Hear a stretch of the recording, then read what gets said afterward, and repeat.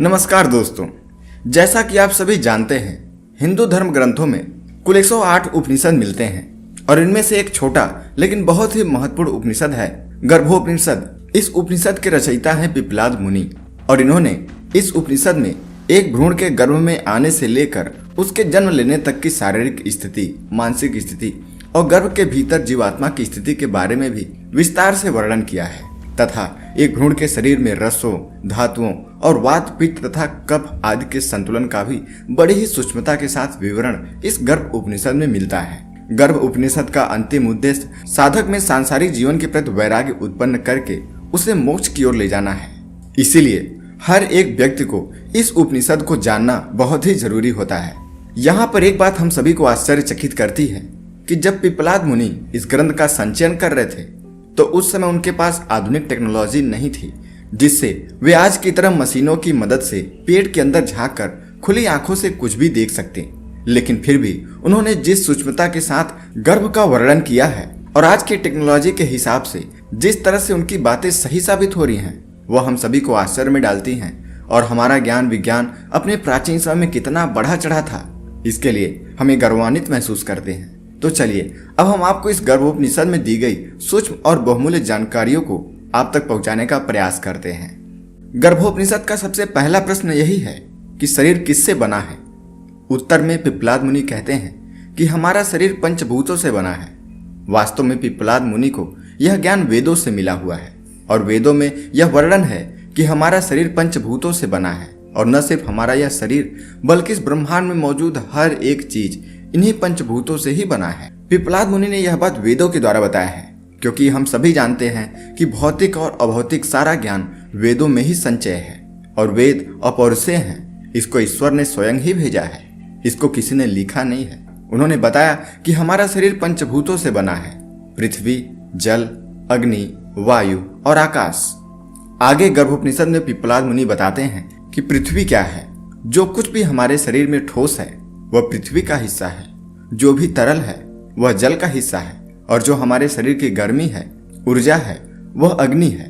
वायु शरीर की और उसके भीतर की सभी हलचलें हैं। आकाश वह स्थान है जिसमें शरीर स्थित है और शरीर के अंदर नस नाड़ियां आकाश के अंदर आती हैं। यह समझने वाली बात यह है कि आकाश वह नहीं जो हमें ऊपर दिखाई देता है नीला नीला सा, नहीं, बल्कि हमारे आसपास सभी खाली स्पेस आकाश ही है। अगर दो वस्तुएं रखी हैं, दो व्यक्ति बैठे हैं तो उनके बीच जो गैप है वह आकाश ही है। नस नाड़ियों के भीतर जो स्पेस होता है वह आकाश ही है। इसके बाद प्रश्न आता है कि इन पंचभूतों की भूमिकाएं क्या है। पिप्पलाद मुनि बताते हैं कि पृथ्वी वस्तुओं के लिए आधार बनाती है, जल जोड़ने का काम करती है, अग्नि वस्तुओं को दृश्यमान बनाती है, वायु गति का कारण बनता है और आकाश स्थान देता है। इसके बाद 5 ज्ञानेंद्रिय और 5 कर्मेंद्रियों के बारे में बताया गया है, यानी कि 10 प्रकार की भौतिक इंद्रियों की बात यहाँ पर हो रही है। 5 ज्ञानेंद्रियां हैं जिसमें आंख देखने के लिए, कान सुनने के लिए, जीभ स्वाद जानने के लिए, नाक सूंघने के लिए और त्वचा स्पर्श महसूस करने के लिए है।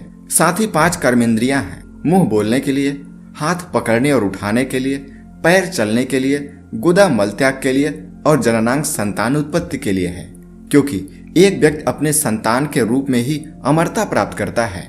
कोई भी प्राणी अपने संतान को अपनी जीन्स समर्पित करता है जिससे कि वह युगों युगों तक अमर रहता है। इन सभी 10 भौतिक इंद्रियों के अलावा 4 आंतरिक इंद्रियां भी मानी गई हैं जो समझने और निर्णय का काम करती हैं। दूसरा मन जो सोचने और कल्पना का कार्य करता है। तीसरा चित्त जो स्मरण के उपयोग में आता है और चौथा है अहंकार जिससे मैं और मेरी धारणा बनी हुई है और इसी धारणा के बल पर सांसारिकता की उत्पत्ति होती है। अगर यह अहंकार न हो तो संसार के सभी मनुष्य सन्यासी हो जाएंगे और फिर सांसारिकता ही समाप्त हो जाएगी। इसके बाद पिप्पलाद मुनि 6 प्रकार की रसों की चर्चा करते हैं जिसमें मीठा, खट्टा, नमकीन, कड़वा, तीखा और कसैला है। वे बताते हैं कि यह केवल स्वाद नहीं है बल्कि शरीर की कार्यप्रणाली इन्हीं पर निर्भर करती है। उदाहरण के लिए यदि शरीर में अधिक मिठास हो जाए तो मधुमेह नामक रोग हो जाता है। बहुत अधिक तीखापन हो जाए तो यह छालों का कारण बनता है। इसी के कारण यानी इन्हीं 6 रसों के कारण शरीर को षडाक्षरा कहते हैं। यह शरीर इन्हीं 6 रसों पर आश्रित होता है। इसके अलावा गर्भोपनिषद में बताया गया है कि शरीर की अवस्थाएं 6 हैं।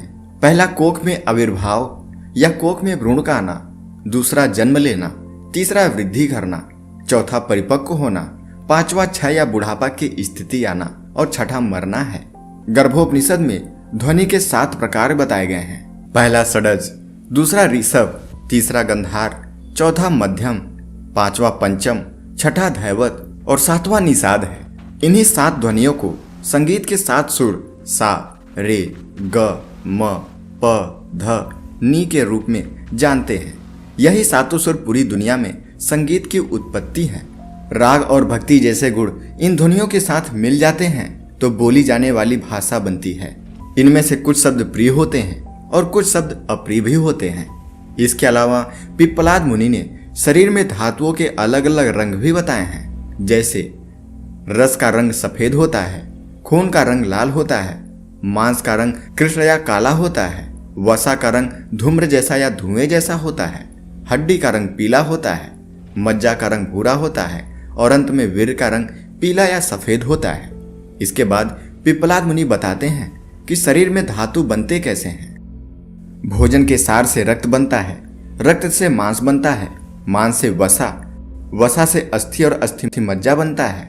उसके बाद वीर की उत्पत्ति होती है जिससे कि मनुष्य अपने वंश की वृद्धि करता है। गर्भोपनिषद का अगला सवाल है कि मानव भ्रूण का निर्माण आखिर कैसे होता है।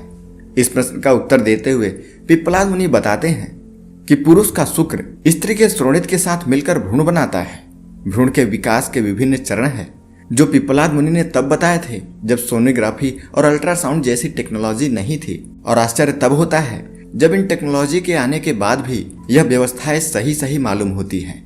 पिप्पलाद मुनि बताते हैं, एक विशेष ऋतु में स्त्री और पुरुष के मिलन के बाद पहली रात में भ्रूण तरल होता है, 7वें दिन में वह बुलबुले जैसा हो जाता है, 15 दिनों में वह गोल बनता है, 1 महीने में वह दृढ़ यानी सख्त हो जाता है, 2 महीने में सिर बन जाते हैं, 3 महीने में पैर बन जाते हैं, चौथे महीने में पेट और टखनों का निर्माण होता है, 5वें महीने में मेरुदंड और पीठ का निर्माण होता है, 6ठे महीने में चेहरा, नाक, आंख और कान बनते हैं, 7वें महीने में जीवात्मा शरीर में प्रवेश करती है, 8वें महीने में उसके शरीर के सभी अंग विकसित हो जाते हैं और 9वें महीने में वह पूरी तरीके से विकसित हो जाता है।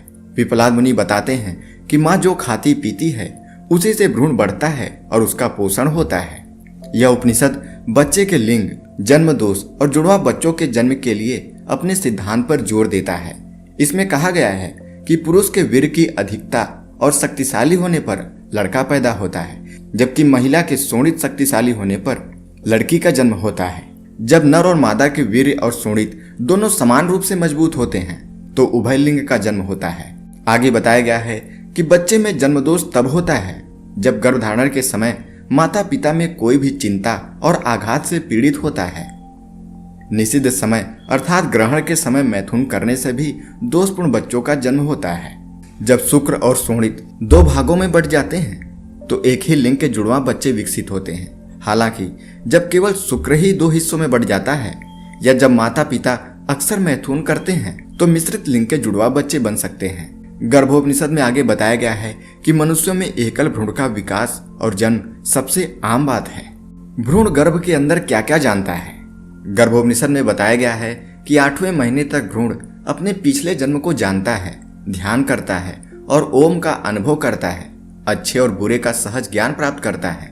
लेकिन अपने विकास के अंतिम हफ्ते में भ्रूण अच्छे और बुरे कर्मों को याद रखता है और कई जन्मों के बाद नए सिरे से जन्म लेता है। शिव और नारायण को याद करने का संकल्प करता है, सांख्य का अध्ययन और अभ्यास करने का संकल्प करता है, जन्म के बाद ब्रह्म पर ध्यान करने का संकल्प करता है। लेकिन जब भ्रूण जन्म की प्रक्रिया में होता है तो गर्भ से बाहर निकलने के कारण वह अपने सभी संकल्पों को भूल जाता है। पिप्पलाद मुनि यह भी बताते हैं कि जन्म के समय क्या क्या होता है। इस अवस्था में भ्रूण कोख के मुख पर आता है, वह बाहर आना चाहता है। जब उसे कोख के गले से निकलना पड़ता है वहां उसे बहुत कष्ट होता है। उसे प्रसूति वायु पीड़ा देती है। जैसे ही बच्चा बाहर आता है वह वैष्णवी वायु के संपर्क में आता है। वैष्णवी वायु पिछले जन्मों की सभी यादों को मिटा देता है।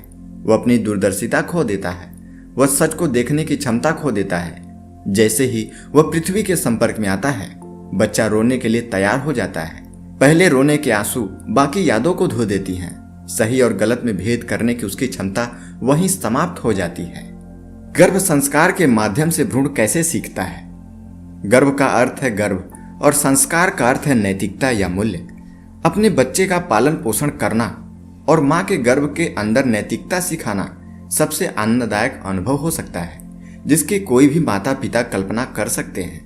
गर्भ संसार की आध्यात्मिक यात्रा का सबसे बड़ा प्रमाण हमारी ऐतिहासिक पृष्ठभूमि है। गर्भावस्था के दौरान माँ एक स्वस्थ संतुलित आहार बनाए रखती है, जो एक मजबूत स्वस्थ प्लेसेंटा विकसित करने में मदद करती है, जो जन्म के समय वजन और वयस्क जीव में बच्चे के भविष्य के स्वास्थ्य को निर्धारित करती है। गर्भ संस्कार का उद्देश्य गर्भ में पल रहे शिशु को शिक्षित करना है। ऐसा माना जाता है कि भारतीय संस्कृति और विशेष रूप से हिंदू धर्म में नैतिक परंपरा और आध्यात्मिक मूल्यों की शिक्षा गर्भ में गर्भधारण करने के क्षण ही शुरू हो जाती है। विज्ञान से पता चला है कि गर्भ संस्कार से गर्भ में पल रहे बच्चों को प्रारंभिक अवस्था में लाभ होता है। बच्चे के साथ माँ का रिश्ता गर्भधारण के क्षण से ही शुरू हो जाता है।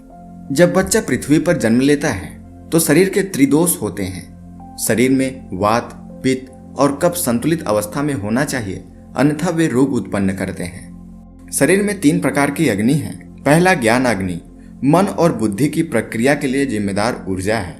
दूसरा दर्शनाग्नि, ऊर्जा जो संवेदी अंगों के माध्यम से जानकारी प्राप्त करता है। अगला है जठराग्नि या कोष्ठाग्नि, इसका कार्य भोजन को पचाना है। शरीर की तुलना यागवेदी से की जाती है। यागवेदी में 3 होम कुंड हैं, गार्हपत्य, आहवनीय और दक्षिणाग्नि। इसमें गार्हपत्य उदर है, आहवनीय मुख है और दक्षिणाग्नि हृदय है। पुरुष स्वयं यजमान है, उसकी पत्नी बुद्धि है, संतोष व व्रत है जिसका वह पालन करता है। इंद्रियां और मन पात्र हैं। शरीर में विद्यमान देव पुरोहित है। ब्रह्मा मन है, यह यजमान जहां भी जाता है देव उसके साथ रहते हैं। इच्छाएं अग्नि में चढ़ाए घी हैं। लोभ क्रोध आदि यज्ञ के पशु हैं। यज्ञ की अवधि व्यक्ति का जीवन काल है। हृदय का नाद साम है। परा पश्चंती और मध्यमा ऋचाएं हैं। वैखरी यजुस है। इस यज्ञ की परिणत मृत्यु है। यह यज्ञ हर एक जीवन के अंदर चलता रहता है। देव उन्हें आशीर्वाद देते हैं। आगे गर्भोपनिषद में मानव की शरीर की रचना के बारे में बताया गया है। खोपड़ी 4 हड्डियों से बनी है। प्रत्येक पंक्ति में 16 दांत होते हैं। 106 मर्म हैं। 72 नाड़ियां हैं। उनमें से 3 सबसे महत्वपूर्ण हैं, ईड़ा, पिंगला और सुषुम्ना। भोजन रस, मूत्र और मल में परिवर्तित हो जाता है। वीर्य और शोणित का निर्माण भोजन से होता है। रक्त परिसंचरण सहित शरीर के अंदर सभी गतिविधियां वात की सहायता से होती हैं, यानी वायु की सहायता से होती हैं। प्रारंभ में भ्रूण का प्राण आज्ञा चक्र पर होता है। जब वह प्रसव के लिए तैयार हो जाता है तब यह अनाहत चक्र में उतरकर स्थिर हो जाता है। 4.5 करोड़ बाल हैं। इस उपनिषद में बताया गया है एक वयस्क मानव पुरुष के हृदय का वजन 364 ग्राम, जीभ का वजन 546 ग्राम, शरीर में पित्त का वजन 728 ग्राम, वीर्य का उत्पादन 182 ग्राम और उत्पन्न होने वाले मल की मात्रा अनिश्चित होती है, क्योंकि यह इस बात पर निर्भर करता है कि शरीर क्या और कितना खाता पीता है। यह सब जानकर वैराग्य उत्पन्न करके मोक्ष की प्राप्ति के लिए प्रयास करना चाहिए। तो मित्रों, इस प्रकार मैंने आपको ऋषि पिप्पलाद द्वारा लिखित गर्भ उपनिषद को आपके सामने प्रस्तुत किया हूँ। उम्मीद है आपको यह जानकारी पसंद आई होगी। आपको यह वीडियो अच्छी लगी तो हमें कमेंट में बताएं। इस वीडियो को लाइक करें और ऐसे ही जानकारी भरी वीडियो पाने के लिए हमारे चैनल को अभी सब्सक्राइब करें। तब तक मिलते हैं अगली वीडियो में। धन्यवाद।